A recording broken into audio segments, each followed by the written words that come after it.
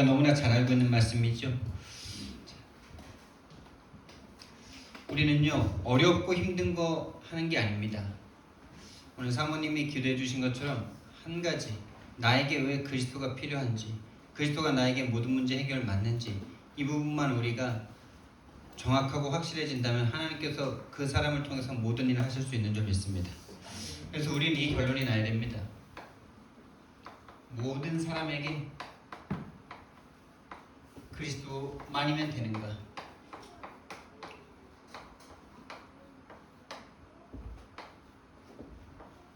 정말 저와 여러분에게 다른 것이 아니라 그리스도만 있으면 된다는 결론이 나면은 하나님께서는 그 사람을 통해서 세계복음화를 이루실 수 있습니다. 다른 것이 더 필요한 것이 아니라 그 결론이 난 사람이면 됩니다. 오늘 이렇게 발견돼서 보니까 훨씬 이렇게 좋아 보이네요. 여러분들도 훨씬 이뻐 보이시고 멋져 보이시고,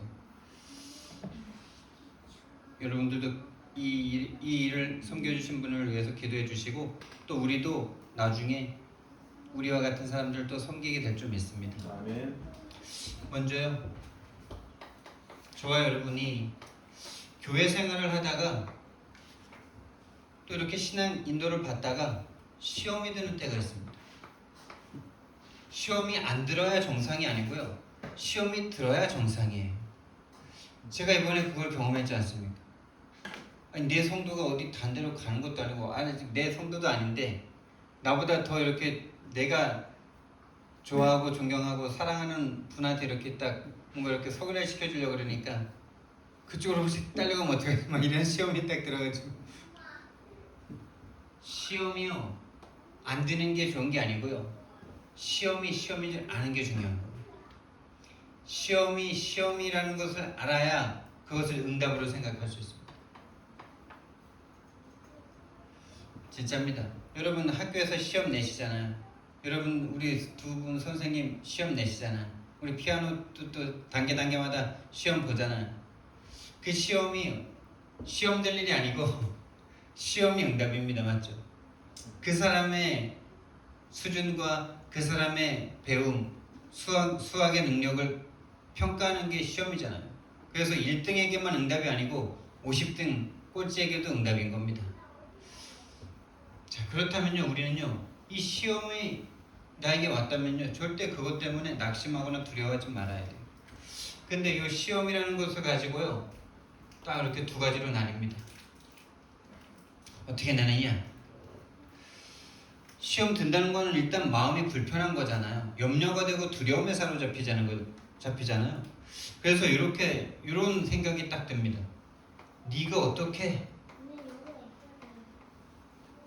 시험에 들어? 이런 생각을 딱 하게 되죠. 네가 어떻게 시험에 들어? 어휴, 어떻게? 그러면 안 되는데. 뭐가 안 돼요? 이미 들었는데. 그러면서 이런 생각을 하죠. 종교적인 생각이 딱 올라와서 복 못 받을까봐. 시험 들면 복 못 받습니까? 그럼 12명의 제자들 다 복 못 받았어야 되겠네요. 예수님이 십자가 못 박혀 죽으실 때 다 시험 들었잖아. 다 시험 들었잖아요. 시험 들 수밖에 없는 자기 자신을 못 볼 뿐이죠. 시험 드는 게 복을 못 받는 게 아니에요. 시험을 자꾸 피하려고 하는 게 복 못 받는 거지. 아니, 시험을 통과해야 졸업도 하고 시험을 통과해야 한 학년도 올라갈 건데, 맞죠? 시험을 자꾸 두려워해. 그게 속는 거죠. 시험 든다고 복 못 받는 게 아니에요. 시험 속에서 나 자신을 발견하고 그리스도가 필요한 나를 발견한 그게 복, 그거 자체가 복 아닙니까, 여러분? 어떻게 내가 불경스럽게 말해, 불경스럽고 예의 없고 막 이렇게 생각할 수 있죠. 이런 거 아닙니다, 여러분. 그리고 중직자인데 어떻게, 목사인데 어떻게 내가 그런 시험에 빠질 수가 있어? 이런 생각하죠. 이 생각을 누가 딱 물어가냐? 우리의 생각과 마음을 조종하는 존재가 도둑질하고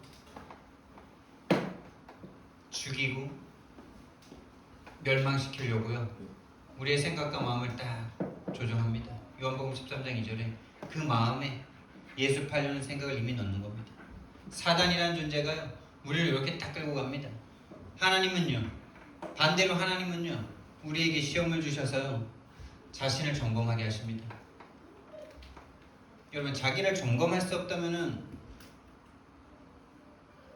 그거는 혼자 독불장군처럼 그냥 온 세상을 그냥 살아야 되는 사람이잖아요. 우리가 뭔가 점검을 받고 나의 상태를 딱 확인한다는 거는 다음 단계로 넘어갈 수 있다는 거죠. 다음 단계로 넘어갈 수 있는 기회인 겁니다. 그래서 나 자신을 점검하시는 시간이에요. 하나님이 우리 자신을 점검하시는 시간이에요. 템테이션이 아니라 테스트 하시는 시간이에요. 그래서 내가 어떤 일 때문에 어떤 것 때문이라든지 교회를 통해서, 목사를 통해서, 아니면 어떤 걸 통해서라든지 시험이 들었다면요, 나 자신을 점검해야 되는데, 시험 들었다는 건 일단 이거예요. 내가 아직 절대 가치가 없구나, 이 생각을 하시면 돼요. 절대 가치, 내가 생각하는 가치가 다른 곳에 있기 때문에 이 교회와 목회자와 전도와 선교하는 일에 내 물질과 이런 거, 내 시간과 내 어떤 인생을 여기다 드렸는데 뭔가 그만큼 뭔가 안 되는 그것 때문에 시험이 드는 거지 않습니까? 그 시험 드는 자체가 절대 가치가 나에게 없구나, 이걸 발견하는 시간이에요. 이거 발견하는 게 여러분 나쁜 거 아닙니다. 예수님은 그걸 다 들춰내셨잖아요. 십자가 앞에서. 내 절대 가치가 여전히 나의 것, 나의 성공에 있구나. 제가 이번에 그걸 뛰어넘은 겁니다. 한번. 아직 우리 교회 등록하지도 않은 사람을 이렇게 소개시켜 주려니까 그쪽 교회 그쪽이 더 은혜 받을 것 같은데, 이런 염려가 아니라 그게 염려가 되는 나의 상태죠. 그래, 그 영혼과 그 영혼 주변의 전도운동을 위해서라면 보내주는 것이다, 넘어서는 거죠. 그리고 이 성경적인 전도운동에 내가 정말 결단 내고 복음과 전도에 대한 절대 가치를 전해줄 수 있는 사람이 되고, 이 절대 가치를 함께 누리는 사람과 세계복음하는 거지, 절대 가치가 다른 데 있는 사람과 세계복음만 할 수는 없는 거죠. 뭐 교회 와서 성도 수는 채울 수는 있겠죠. 그렇죠. 그런데 세계복음하는 그 사람과는 못합니다. 함께는 못합니다. 그 사람. 교회 오는 걸 막진 않겠지만은 내가 아직 360일에 있구나, 이거를 발견하는 거예요. 다른 말로 내가 아직 종교 생활하고 있구나. 내가 생명을 가진, 모든 것을 다 가진 생명의 복음의 생활을 하는 게 아니라 아직 종교 생활을 하고 있구나. 종교 생활을 한다는 말은 뭡니까? 복받기 위해서 내 힘으로 뭔가를 계속하는 거죠. 내 힘, 내 것을 위해서 내 힘으로.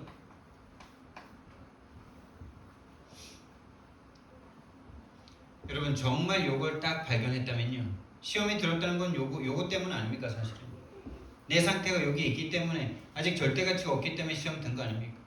그렇다면요, 우리는 이것 때문에 낙심할 것이 아니라 이것이 기회가 되는 거죠. 정말 아직 나는 복음을 들었지만은 절대 가치가 변하지 않은 360일에 속해 있을 수밖에 없는 나구나. 이런 나를 내가 바꿀 수 없지 않습니까? 내가 바꿀 수 없잖아요. 그래서 우리는요, 겸손히 하나님 앞에 회개하는 마음으로, 하나님, 이 부분을 내가 한 게 아니잖아요. 내가 이렇게 하고 싶어서 하는 사람 어디 있습니까? 다 절대가치 발견하고 싶잖아요. 다 절대가치 속에서 시험 들지 않고 세계복음과 함께 쫙 나가고 싶잖아요. 근데 그게 안 되잖아요. 그걸 내가 안 하는 게 아니라 이 존재가 맡고 있다는 사실을 알면요, 내가 절대 할 수 없기 때문에 겸손하게 그리스도를 구하는 거죠. 왜요? 사단은 그리스도만 이길 수 있으니까. 그리스도만 사단을 꺾을 수 있으니까. 내가 절대 꺾을 수 없으니까. 근데 이 부분을 내가 계속 시험 든다 이렇게 생각하면요, 시험 드는 거는 팩트인데 그 시험 든 상태를 가지고 이렇게 멸망의 길로 끌고 가려는 요 사단. 하나님은 그 시험 든 걸 통해서 우리를 진짜 복음을 주시려고 하는 하나님의 요 길 속에 우리는 딱 서 있는 거예요. 항상 요 속에 있습니다. 여러분, 그게 바로 나라는 현장입니다. 나의 최고의 현장이에요. 그리고 나뿐만 아니라 현장에 가보니까 나뿐만 아니라 모든 사람이 그리스도를 기다리고 있어요. 그리스도만 필요로 하고 있어요. 여러분. 이번에 시골 현장 가는데 하나님이 많은 응답을 주셨어요. 정말 내가 시골 현장을 가는데 그 시골 현장에 하나님이 원하시는 곳이 어딜까? 하나님이 보시는 곳은 어딜까? 이런 생각을 하게 됐어요. 그 생각을 하게 된 발단은 육신적인 것이 한번 이렇게 꺾어지면서죠. 좀 더 이제 구체적으로 얘기를 드리면은 부모님에게 이제 그 그리들이라는 걸 가져가서 맛있는 걸 같이 요리를 해 먹어야 되겠다 이 생각을 했어요. 하고서 이제 집사람과 함께 이제 가니까 할아버지도 모셔서 맛있는 거 고기도 구워 먹고 해야 되겠다라는 생각을 가지고 있었어요. 근데 이 우리 최 목사님께서 이걸 그리들을 이제 빌려달라는 거예요. 어디를 가셔서 이제 같이 뭐 해 드신다고. 그래서 옛날 같았으면은 이거 저기 뭐야 내가 먼저 계획이 있었다고 이렇게 말할 건데 나의 스승님이시니까 빌려드리고 싶잖아요. 그래서 밤에 생각을 했어. 이걸 말을 해서 시골 가져갈까 아니면 빌려드릴까 이 생각을 했는데 내 마음속에 육신적인 걸 잘해주는 게 뭐가 그렇게 좋은 대단한 거냐. 정말 하나님이 그 시골 현장을 향해서 보시는 마음은 어디에 있을까? 라는 생각을 하게 되면서 그 마을에 가장 힘들어하고 고통하는 현장이 어딜까? 라고 생각했을 때 그 사람이었던 거예요. 우리 집 바로 위에 나보다 3살 선배이신 형님, 귀신 들려서 지금 교도소에 3년형을 받고 있는 그 사람. 그래서 그 집을 가봐야 되겠다. 빨리 가서 식사는 좀 대충이 아니고 우리 집사람이 또 요리 잘하니까 집사람한테 맡기고 거기 가야 되겠다 하고 이제 시골에 딱 갔죠. 갔는데 원래 그 아버님은 이제 돌아가셨고 어머님이 복음을 잘 안 들으셨거든요. 복음을 막 싫어하고 안 들으려고 그러고. 이제 갔는데 그분에게 갔는데 어머님 이제 거기 가면서 또 그런 말. 거길 또 왜 가? 거길 뭐 하러 가? 막 이러시. 그러면서 이제 갔는데 이 아주머니께서 복음에 대해서 이렇게 들으시는 거예요. 복음을 듣고 형님 어느 교도소에 계시냐니까 천안에 있는 어느 교도소에 있다 그러더라고요. 그리고 더 재밌는 건 그 형님이 그 감옥에 있는 형님이 여기 군포 공단에 일을 하고 있거든요. 그래서 전화를 오늘 한번 해볼 생각이에요. 그래서 어느 교도소에 있는지 우리가 한번 가서 만나봐야 되겠다. 이런 기특한 마음을 주시더라고요. 그리고 또 한 가지 이번에 시골에서 중요한 응답을 받은 게 어머니와 이렇게 조금 대화를 하는 가운데 어머니한테 이제 그 마을 전체에 대한 걸 좀 쭉 물었어요. 쭉 묻는데 목사님 가정 이야기를 듣게 됐어요.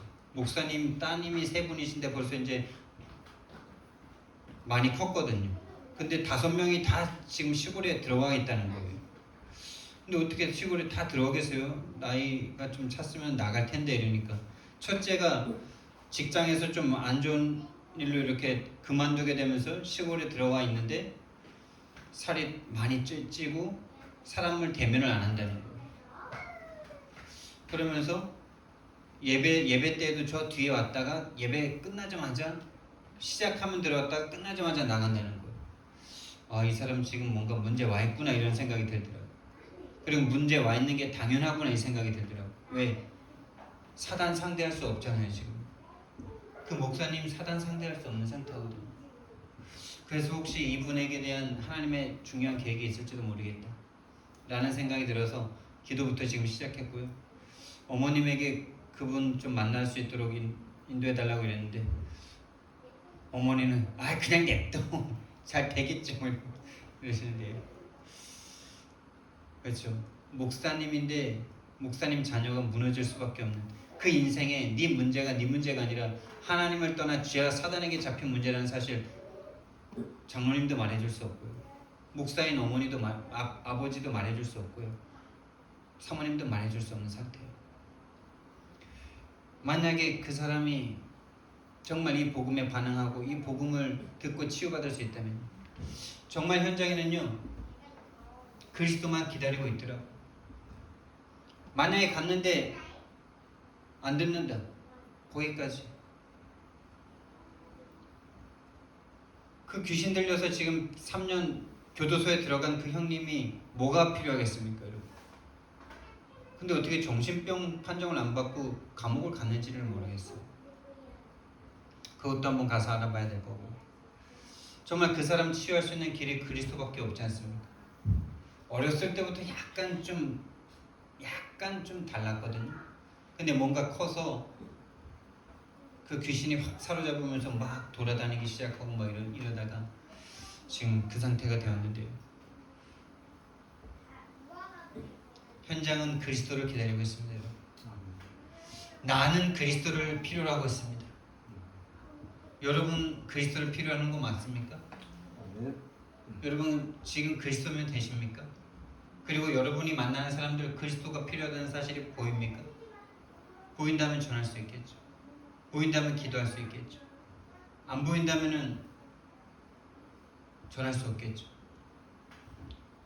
그래서요 현장에 많은 사람이 필요한 것이 아니고요 정말 이 눈을 가진 영적 의사가 필요합니다. 저와 여러분을 영적 의사로 부르신 줄 믿습니다. 영적 의사의 내용은요 다른 우리 힘이 아니고요 삼중직의 대사로 우리가 가는 것입니다. 다시 말하면 그리스도와 함께 가는 것입니다. 그리스도의 내용 가지고 가는 것입니다. 그렇다면 그리스도의 내용이 뭔지 우리가 잘 알아야 되겠죠. 자, 모든 사람에게 정말 그리스도가 필요합니까?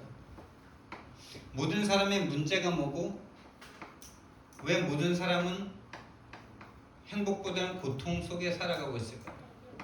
왜 인간의 고통의 문제는 끝이 나지 않을까요, 여러분? 근데 사단은 요거부터 속이거든요. 나는 별로 안 행복하면서 다른 사람들 쳐다보면 행복할 것 같다라는 생각을 하고 있어요. 왜? 나보다 좀 잘나. 조금 더 조건이 좋거든. 돈도 좀 더 있고 좋은 집 있고 좋은 차 있고 뭐 자녀들도 잘 되는 것 같고. 행복의 기준이 일단 저와 여러분이 이거부터 통해야 돼요. 모든 사람이 지금 문제 속에 고통당하고 있다는 사실. 모든 사람은 어떤 상태입니까, 여러분? 모든 사람의 인생은 아무리 뭐 잘나고 못나고 뭐 어찌됐든 간에 이 세 가지는 벗어날 수가 없어요. 태어납니다. 일단 출생을 해요. 선택하지 않았는데 출생합니다. 그리고 출생하고 나서 삶이라는 걸 살아갑니다. 삶을 사는데 결국에는 모든 인생이 죽죠. 뭐 부잣집에서 태어났든 가난한 집에서 태어났든 불행한 집에서 태어났든 좀 행복한 것처럼 보이는 집에서 태어났든 이 죽음을 향해서 달려갈 수밖에 없는 우리 인생. 그래서 단 한 사람도 행복할 수가 없어요. 오히려 행복하면 행복할수록 다른 말로 영원한 행복이 아닌 물질적인 거, 육신적인 것으로 행복하면 행복할수록 이거는 두렵겠죠. 아무리 불행하고 아무리 막 병이 들어도 영원히 산다면은 다르지 않을까요? 맞죠? 좀 안 행복해도 영원히 산다면은 교통사고 나도 안 죽는다면 그렇죠? 죽음이라는 것이 모든 고통의 근원입니다. 근원. 끝난다는, 사라진다는 이것이 끝입니다. 그래서 절대 행복할 수가 없어요. 그리고 이 출생이라는 것 자체가 우리가 선택할 수 없고요. 삶을 우리가 선택할 수 없습니다. 주어진 대로 사는 거죠. 주어진 것 안에서 열심히 할 거냐, 열심히 안 할 거냐. 뭐 이것도 선택할 수 있다고 생각하는데 그것도 선택할 수 있다면 누가 열심히 안 하겠습니까? 이걸 운명이라고 그러죠. 운명. 그래서 이 죽음이 절대적인 인간의 문제인데 세상은 이 죽음을 세상은 죽음을 오해합니다. 죽음을 대면하고 싶어 하지 않습니다. 그래서 이렇게 말해요. 죽으면 끝나는 거지. 이렇게 말해요. 그리고 나만 죽는 거 아니라 다 죽는데 뭐 운명론에 빠져 있는 거죠. 이제. 다 죽는다고 내가 죽는 것도 괜찮습니까? 그렇지 않잖아. 다 죽기 때문에 난 행복하게 죽을 수 있다. 이런 사람은 없죠. 왜 그럴까요? 죽음 외에 영원한 다른 것이 있기 때문에 그렇습니다.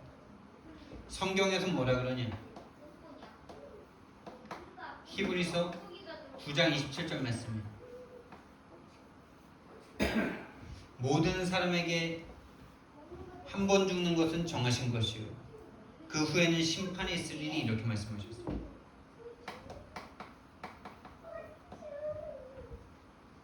모든 사람은요 한 번 죽게 돼 있고 심판을 받게 돼 있습니다. 그래서 심판 속에서 심판을 받으면 그 죄값대로 보응을 받는다라고 말씀하십니다. 그래서요 모든 사람이요 이 운명 속에서 행복하지 않습니다.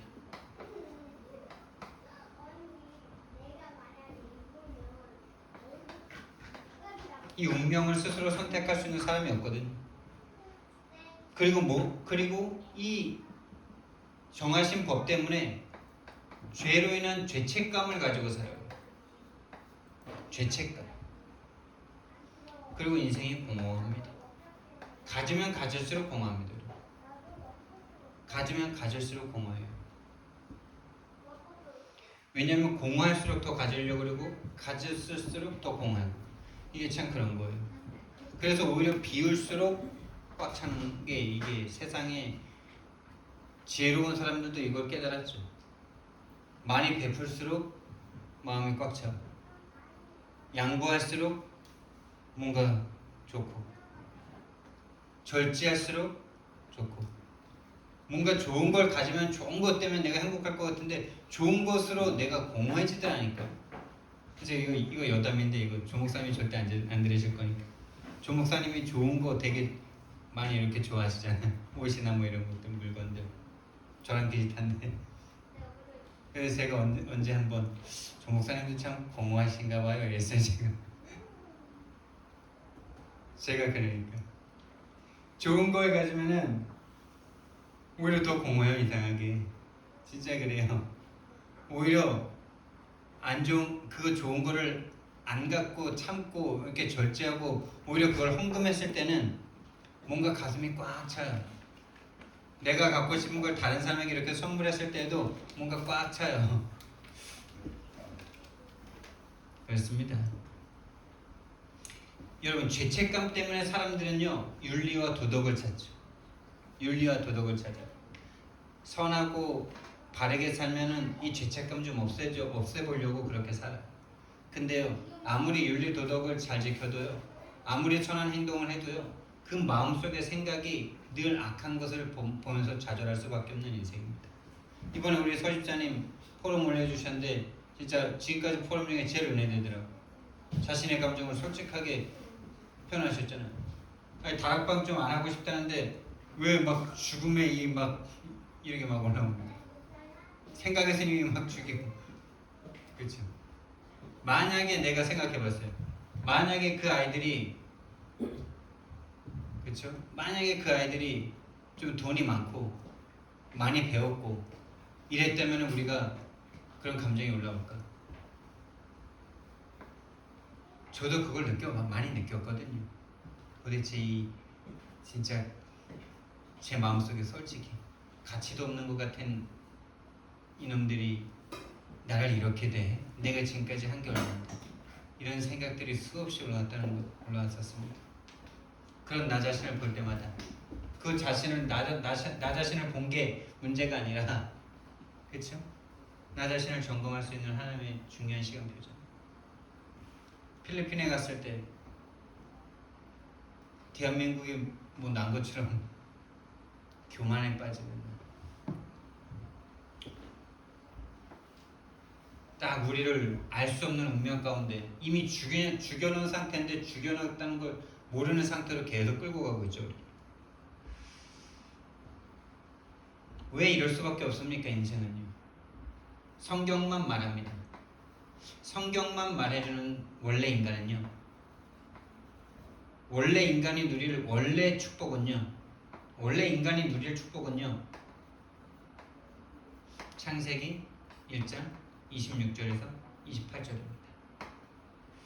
이것이 원래 인간이 누리는 모든 축복입니다, 여러분. 하나님이 함께하는 이 축복. 하나님의 형상대로 창조돼서 하나님과 함께할 수 있고 하나님과 대화할 수 있고 하나님을 느낄 수 있고 볼 수 있고 그것만으로도 모든 만족이 다 되어집니다. 모든 만물이 하나님이 나에게 주신 모든 것으로 느껴지는 그 상태입니다. 이게 여러분 진짜 이렇게 다락방 목사님들 중에 그렇게 특히 1차 학습 때 박용배 목사님이 그런 설교 많이 하셨거든요. 모든 게 다 나를 위해서 창조된 거다.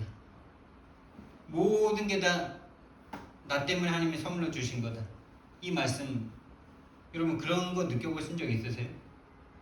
이 우주 만물이 다 나 때문에 창조된 거구나. 나에게 주신 선물이구나. 그래서 나를 중심으로 돌아가는구나. 요 느낌, 요 믿음 가져보신 적 있으시죠? 그거 없으시다면 이거를 체험해 본 적이 없는 거라고 생각하시면 돼요. 하나님이 형상대로 창조했다는 말은 모든 만물을 다 나에게 주셨다는 것과 같아요. 하나님의 형상이고 하나님과 함께하는 상태는 그 상태예요. 그냥 단순히 하나님과 함께하는데 뭐 왜 나는 이렇게 돈이 없어? 이 상태는 함께하는 거 뭐 아니에요. 모든 만물이 다 내 것 같아요. 내 손 안에 있어. 그러니까 이 전도하는 게 이게 다른 거예요. 하나님이 진짜 함께하는 그 믿음 속에서 하는 전도는 다른 거예요. 여러분 그 원래 축복이 회복되길 예수님 이름으로 축원드립니다. 다른 것이 더 필요 없는 축복 아닙니까? 여러분? 돈도 필요 없고 이미 돈을 다 받았으니까 이미 모든 걸 다 받았으니까 더 필요한 게 없는 완전 충분한 상태. 근데 성경은 말합니다. 이 상태가 깨져버렸다고. 그게 어떻게 깨졌냐? 창세기 3장 1절에서 6절에 하나님께 불순종함으로 사단의 개입으로 말미암아 불순종의 죄를 짓고 하나님을 떠나버렸죠. 이것이 인간의 문제라고 성경만 말해주십니다. 그래서 이때부터요 사람은요 하나님으로 행복하지 않기 때문에 본인이 행복할 것 같은 그것을 붙잡는데 그것을 우상이다 이렇게 말합니다.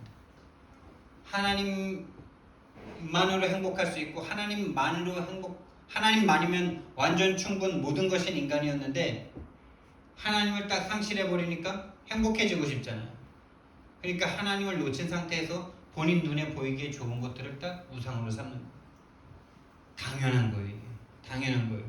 나 악해서 그런 게 아니라 당연히 엄마 젖을 못 빨면은 다른 거라도 빨아야 될 거 아니에요. 살려면. 그래서 우상 숭배하고 다른 거를 막 이렇게 좋아하고 그런 사람에게 당장 그거 하지 말라 그러면 안 돼요. 진짜 좋은 것, 진짜 원래 것을 찾아줘야죠. 이것이 절대 가치로 느껴져야 이걸 버릴 거 아닙니까? 이게 안 보이는데 이걸 버린다? 또 다른 우상을 위해서 우상을 버리려고 하는 거예요. 우상에 집착합니다. 중독이 됩니다. 결국에는 그거 없으면 막 그거 없어지지도 않았고 아직 없어지지도 않았는데 없어질 거라는 생각만 해도 잡혀버립니다. 하나님이 돈을 줄 수 있는데 오늘이라도 돈을 줄 수 있는데 내일 돈 없는 것 때문에 오늘부터 염려하고 있어요. 근데 그렇습니다. 인간이 그렇습니다. 참 그 세계는 어쩔 수가 없습니다. 중독되고요. 이렇게 되면요. 보람 없는 생활을 계속하게 되고요. 균형 없는 생활을 하게 됩니다. 뭔가에 계속 집착하고 뭔가 매일 수밖에 없고, 그러니 당연히 정신 문제 오죠. 육신 문제 옵니다. 다시 말해서 삶이 정상적이 될 수가 없습니다. 삶이 무너집니다. 미래를 꿈꿀 수 없어요. 정말 인생의 참된 비전을 꿈꿀 수 없는 상태가 됩니다. 더욱이 여기에 대한 원인과 이유를 모르니까요. 원인과 이유를 알면은 좋겠는데 모르니까 어떻게 되느냐? 답도 아닌 답이라고 말해주는, 자신감 있게 말해주는 점쟁이 찾아갑니다. 점쟁이, 점술, 또 무당, 무속인. 이 무속인이 찾아가면 굿하게 만들고 접신시켜 버립니다. 네피림으로 딱 만들어 버리는 거죠. 이렇게 될 수밖에 없는 게 우리 모든 사람들의 지금 여정이에요. 자, 그렇다면요, 그리스도는 어떤 분이십니까? 그리스도가 누구시길래 사람에게 그리스도만 있으면 됩니까? 무슨 일을 하셨길래?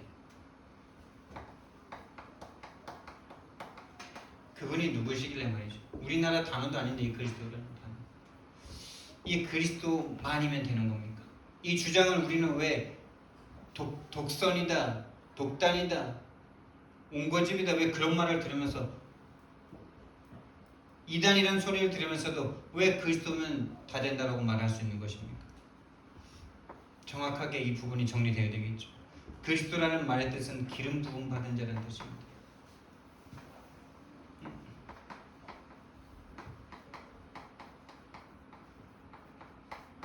기름 부음 받은 자. 구약 시대에 누구에게 기름을 부어줬냐? 선지자를 세울 때 기름을 부었어요. 제사장을 세울 때 기름을 부었어요. 왕을 세울 때 기름을 부었습니다. 이 세 가지 일을 다 한 분을 바로 그리스도라고 말합니다. 구약 시대에는 메시아 이렇게 말했고요. 신약 시대 헬라 시대로 바뀌면서 크리스토스 이렇게 바뀌었습니다. 기름 부음 받은 자를 이 땅에 보냈는데, 이 기름 부음 받은 자가 모든 문제를 해결하러 오셨는데 그 일이 바로 선지자, 제사장, 왕입니다. 예수님이라는 분이 그리스도라는 분으로 오셨는데, 그분이 이 땅에 눈으로 보기에 딱 하신 일이 뭡니까? 일단 성육신 하셨죠. 모든 인간이 출생하는 것처럼 성육신 하셨어요. 그리고 삶 중에 가장 하이라이트는 십자가였어요. 오병이어의 기적, 죽은 사람을 일으키고 이런 것도 엄청난 센세이션이었는데, 그런 분이 십자가에서 죽다니, 그런 분이 로마 최고 반역자들을 처형하는 십자가에서 죽다니, 이거는요 그분의 삶 중에 하이라이트입니다. 성육신 하시고 십자가에서 죽으시고, 많은 사람들은 부정하고 있지만 성경은 증거하고 있습니다. 그리고 부활을 체험한 사람들이 말하고 있습니다. 부활하셨다. 예수님은 이 땅에 오셔서요 하신 일이요, 성육신 하셨고 십자가에서 죽으셨고 부활하셨어요. 이게 바로 선지자로서 우리가 하나님 만나러 갈 수 없기 때문에 이사야서 7장 14절 말씀에 임마누엘로 오신 겁니다. 십자가라는 것을 통해서 우리가 가진 죄악의 모든 짐을 짊어지고 죄도 알지는 못하는 분에게 죄가 되게 하셔서 우리를 그 안에서 속량하셔서 하나님과 우리를 화목하게 하셨다라고 말씀하죠. 다시 말하면 대속하셨어요. 마가복음 10장 45절 말씀에 인자가 온 것은 섬김을 받으려 함이 아니라 도리어 섬기려 하고 자기 목숨을 많은 사람의 대속물로 주려 하십니다. 대속물. 임마누엘, 하나님이 우리와 함께 하시다. 하나님이 우리를 찾아와 주시지 않으면 안 되는 겁니다. 부활하셔서 뭐 하셨습니까, 여러분? 부활하지 않았으면 사단의 권세 꺾이지 않습니다. 히브리서 2장 14절 말씀에 자녀들은 혈과 육에 속하였으며 그들 또한 같은 모양으로 혈과 육을 지니심은 죽음으로 죽음의 권세 잡은 자 마귀를 멸하시며, 다시 말하면 마귀를 멸하신 거예요. 죽음의 권세를 멸하신 거예요. 여러분, 우리가 예수님을 믿었다는 건 죽음의 문제를 해결받았다는 겁니다. 죽지 않습니다. 죽어도 괜찮은 겁니다. 죽음이 기다려집니다. 죽음의 권세 잡은 자 마귀를 멸하십니다. 이 일을 하셨습니다. 예수님.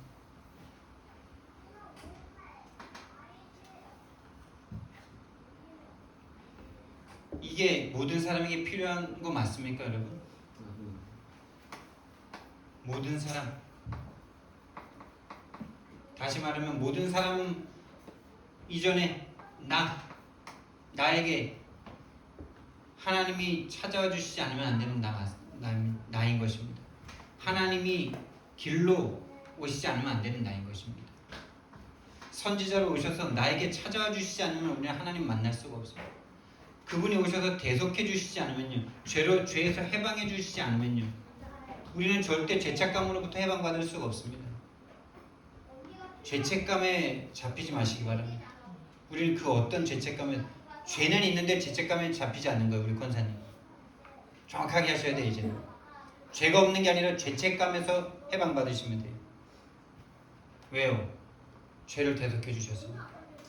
근데 그 죄의 권세는 우리를 계속 따라다닙니다. 죄책감에 잡히지 마셔야 돼요. 어떤 일을 하셔도 상관없습니다. 여러분, 왕은 죄책감이 필요한 존재입니까? 안 필요합니까? 다시 말해서 다윗이 아무리 비열한 짓을 했어도 신앙인이기 때문에 지탄을 받지만은 그 일반 왕들은 다 하는 거예요. 그거 이쁘면 그냥 다 뺏는 게 왕이 법이기 때문에요. 어떤 것에도 걸리잖아요. 여러분은 왕 같은 제사장들이시죠. 왕이시잖아요. 왕의 후예들이시잖아요. 여러분이 왕이에요.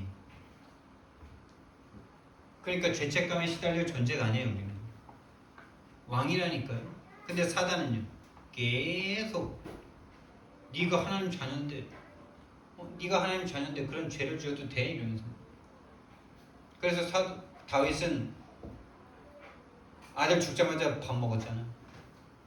살아있을 때는 막 살려달라고 하다가 죽자마자 밥 먹었습니다. 죄책감에 시달리지 않았어요. 그 사람은 진짜 복음의 사람이에요.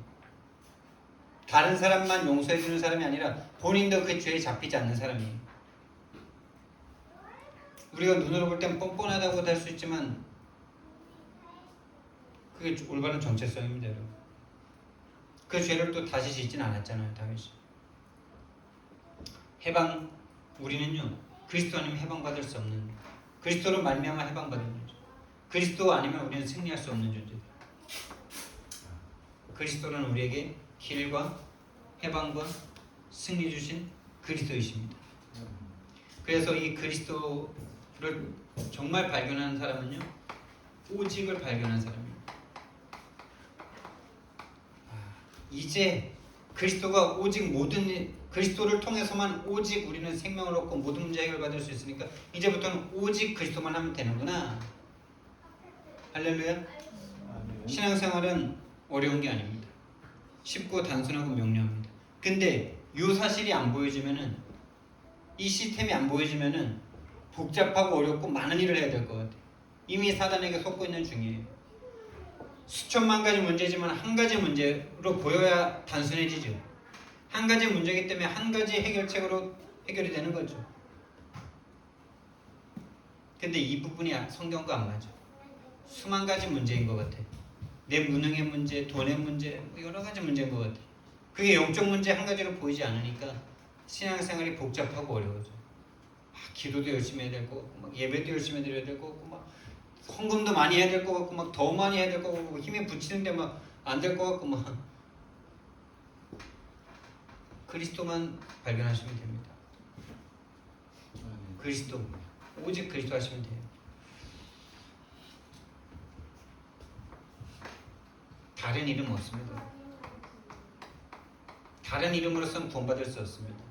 천하 사람 중에 구원받을 만한 다른 이름을 우리에게 주신 일이 없어요. 구원은 오직 그리스도입니다. 석가가 그리스도면 우리는 석가를 믿어야 됩니다. 소크라테스가 그리스도면 우리는 소크라테스를 믿어야 됩니다. 근데 오직 예수만 그리스도십니다. 예수만 그리스도세요. 모든 인간의 문제, 모든 인간의 고통 짊어지고 십자가에서 다 끝내셨습니다. 부활하심으로 승리하셨습니다. 그렇다면 이제 이 그리스도를 알고 오직을 발견하는 우리들이 할 수 있는 오직의 방법은 뭘까요? 나의 방법. 이 그리스도 안에서 참된 길과 해방과 승리를 누리는 방법은 뭘까요? 믿음입니다. 다른 방법은 없습니다. 다른 말로 영접입니다. 요한복음 1장 12절 말씀에 영접하는 자 곧 그 이름을 믿는 자들에게는 하나님의 자녀가 되는 권세를 주셨으니 또 주인을 바꿔야 됩니다. 영접했다는 거, 믿는다는 거는 사실은 주인을 바꾼다는 말까지 다 포함되어 있는 거예요. 아니 내가 저 상태에 있다가 그리스도로 말미암아 내 그리스도를 믿고 내 마음속에 들었는데 주인을 안 바꾼다는 거는 속고 있는 중이죠. 발견을 다 못한 거죠. 발견을 다 못한 거예요. 깊이 발견을 못한 거예요. 그래서 계속 주인을 바꾸라는 말까지 해야 되는 거예요. 갈라디아서 2장 20절. 나는 죽었습니다. 죽었던 나였습니다, 여러분. 죽었던 나였는데 죽었던 내가 계속 주인 되려고 그러니까 죽고 그리스도께서 사시는 우리가 돼야 됩니다. 그거 외에는 길 없습니다. 근데 이걸 어떻게 하느냐? 들으면서 계속 말씀을 들을 때 말씀이 내 안에 직접 역사해 주셔야 되는 겁니다. 이게. 우리가 믿을 수 있을 것 같죠? 우리가 영접할 수 있을 것 같죠? 말로는 하죠. 안 되잖아요, 근데. 그래서 우리 힘으로는 안 돼요. 말씀이신 하나님의 이름을, 하나님의 그 말씀을 계속 듣는 것밖에 없어요. 그래서 여러분은 말씀 집중하는 시간이 꼭 있으셔야 돼요. 믿음은 들음에서 나며 들음은 그리스도의 말씀, 그리스도로 말미암느니라. 그 말씀을 들을 때 하나님께서 우리에게 믿음을 주십니다. 은혜의 선물인 믿음. 그래서 오직을 발견한 사람은요, 결국엔 여기까지 가는 거죠. 각 부채가 바뀌지 않고는요, 계속 우리가 문제 사건 올 때마다 옛날 과거의 각부채로 돌아가요. 옛날 과거의 각부채는 나의 것, 나의 성공을 위해서만 살아가는 게 우리 인생, 하나님 떠난 인생의 모든 인생이 딱 그렇게 살고 있잖아요. 나의 것, 나의 성공을 위해서만 살 수밖에 없는, 우상을 하나님이 아닌 다른 것을 잡을 수밖에 없는 상태잖아요. 당연한 거잖아요. 근데 진짜 오직을 발견했다는 건 이 각부채까지 바뀌는 거예요. 아, 이제는 오직 그리스도, 오직 하나님 나라, 오직 성령 충만만 하면 되겠구나. 이 각부채가 안 변하면, 결국에 이 각부채가 안 변하면 각인된 대로 다시 가게 돼 있어요. 복음을 잡고 있다가 결국엔 버리고 갈 수밖에 없어요. 그래서 각부채가 바뀌어야 돼요.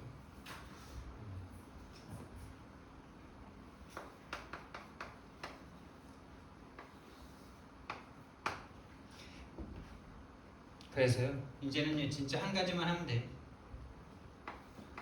어려운 거 많이 해야 되는 게 아니고요. 요 생각만 이번 주에 딱 하세요. 나와 그리스도는 어떤 관계가 있는가.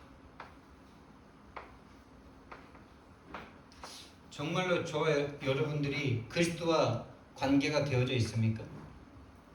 그리스도를 정확하게 이해하고 그리스도만이면 된다는 오직이 발견되어 있습니까? 그리스도만이면 된다. 오직 그리스도면 된다. 이 부분이 저와 여러분에게 되어 있는지를 한번 돌아보시는 한 주간이 되시면 됩니다. 그래서 정말 발견이 됐다면, 발견이 됐든 안 됐든 이 속으로 들어가면 나오겠죠. 신앙 고백이 나오겠죠. 하나님, 나 그리스도가 있는 줄 알았는데 없는 것 같습니다. 그게 진실한 신앙 고백 아닐까요? 교회 생활 오래 했다고 나 그리스도 알고 있는데, 알고 있다는 증거를 말씀드릴까요? 여러분을 통해서 교회가 세워집니다. 다시 말하면 5기초의 응답을 받습니다. 교회가 세워진다는 것은 5기초의 응답을 받는다는 거예요. 나라는 사람이 교회로 세워지는데 만남이 축복이 안 된다는 것은 내가 아직 정확하지 않다는 거예요. 교회가 세워진다는 건 5 현장의 교회가 세워진다는 거예요. 다른 말로 지난주에 구원받은 사람은 5기초의 응답을 받는 게 구원을 받은 거다라는 말과 같은 거죠. 올바른 신앙 고백을 한다? 교회가 세워진다고 말씀. 교회를 예수님께서 세우신다고 말씀하셨어요. 내가 세우는 게 아니라. 그리고 음부의 권세가 꺾입니다. 다시 말하면 불신앙을 주는 분리하고 이간하는 그 사단 마귀 권세가 꺾여진다고 말씀하셨어요. 음부의 권세가 꺾인다. 여러분을 자꾸 불신앙으로 몰고 가고 하나님과 생각이 멀어지는 쪽으로 계속 몰고 가는 이 사단의 권세가 꺾인다. 다시 말하면 신앙이 자꾸 마음에 생긴단 말이에요. 하나님이면 된다라는 생각이 자꾸 든단 말이에요. 사단의 역사면요. 하나님으로 어떻게 다 돼? 돈도 필요하지. 응? 일도 해야 되지. 어떻게 다 돼? 그 불신앙이 꺾인단 말이에요. 올바른 신앙 고백. 그리스도가 정말 오직으로 고백됩니다. 그리고 여러분이 풀면 풀리고 매이면 매거지는, 다시 말하면 기도가 그냥 응답되고 있는 상태로 딱 들어가는 거예요. 평안한 상태. 그 속에서 전도가 되어지고 있는 상태. 이렇게 올바른 신앙 고백, 여러분의 신앙 고백을 한번 살펴보세요. 여러분은 어떤 신앙 고백을 하고 있는지, 이거를 여러분들이, 저와 여러분이 또 가정에서 만날 때마다 포럼하세요. 이 포럼을 통해서 상대를 점검하고 자신을 점검하고, 저와 여러분에게 그리스도만이면 되어지는 은혜와 역사가 있기를 예수님 이름으로 축원드립니다. 네. 사랑의 하나님, 은혜와 사랑을 감사를 드립니다. 모든 사람은 운명 가운데서 태어나 운명 가운데 살다가 죽음이라는 운명을 벗어날 수 없는 상태 속에 있습니다. 그것이 보여지게 해주시고 절대 불가능이 보여지게 해주시고, 그 절대 불가능을 쥐고 있는 근원적 존재 사단이 보여지게 하시고, 그 사단의 권세, 죄의 권세, 하나님 떠난 지옥의 권세를 깨트리기 위하여 그리스도께서 오셔서 자기 몸을 찢어 우리를 하나님의 나라로 인도하신 이 그리스도가 정말 믿어지고 영접되어지는 그 은혜를 우리에게 허락하여 주시옵소서. 그 그리스도로 말미암아 오는 응답을 우리가 함께 포럼할 수 있는 실제 능력을 갖는 우리 함께 교회 되도록 좀 축복해 주옵소서. 감사드리며 예수 그리스도 이름으로 기도드렸습니다. 아멘.